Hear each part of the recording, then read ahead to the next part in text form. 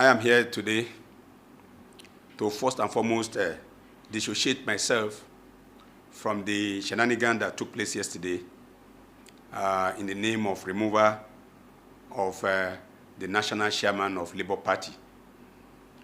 Many of you must have seen me on camera, but I was the lone voice in the midst of the 6 people that sat yesterday to decide what I consider an evil plot against our party. As you are aware, the Labour represents a unique position in politics of Nigeria. And we owe the people a duty to live up to their expectations, in the objective presented in our Constitution. So we have every responsibility to ensure that whatever we do is in line with our Constitution. And this includes the need to change the shape, the content, and the character of Nigeria, sustain and defend its democracy, expand the democratic space and culture. It is also part of the cardinal objective of our party to pursue the principle of integrity, credibility, consistency in all spheres of our national lives, which will be engendered through the creation of a new personality who is committed to patriotism, due process, and the rule of law.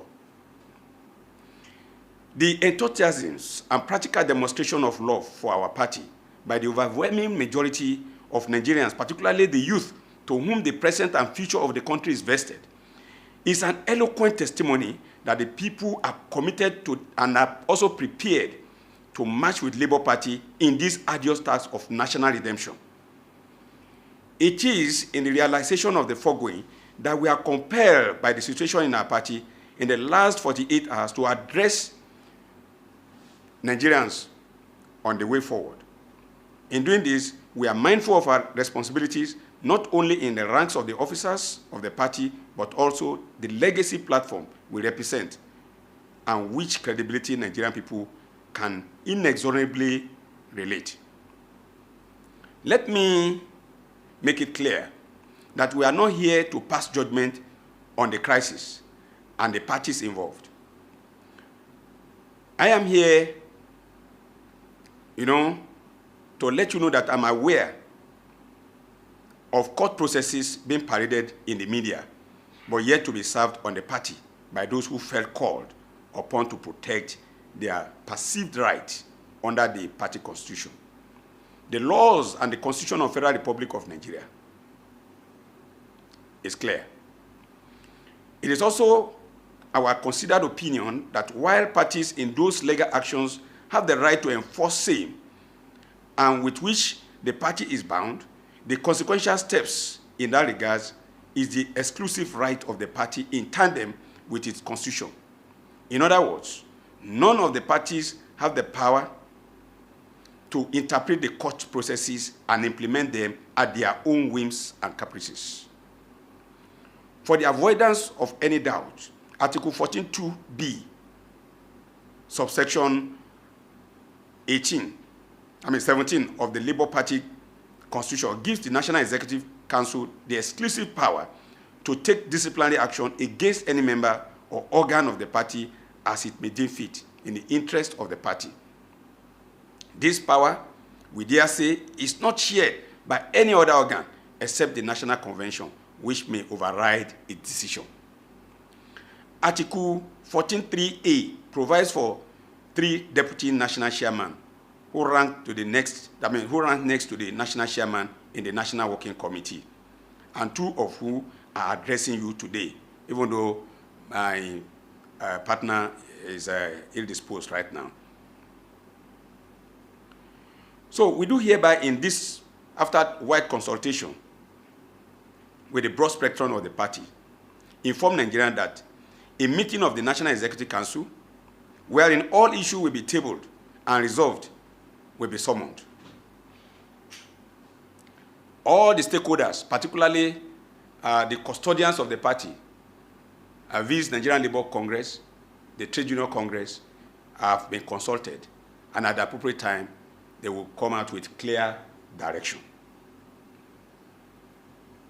In the meantime, all decisions or action taken consequent upon the crisis stands suspended until the meeting and the resolution of the NEC.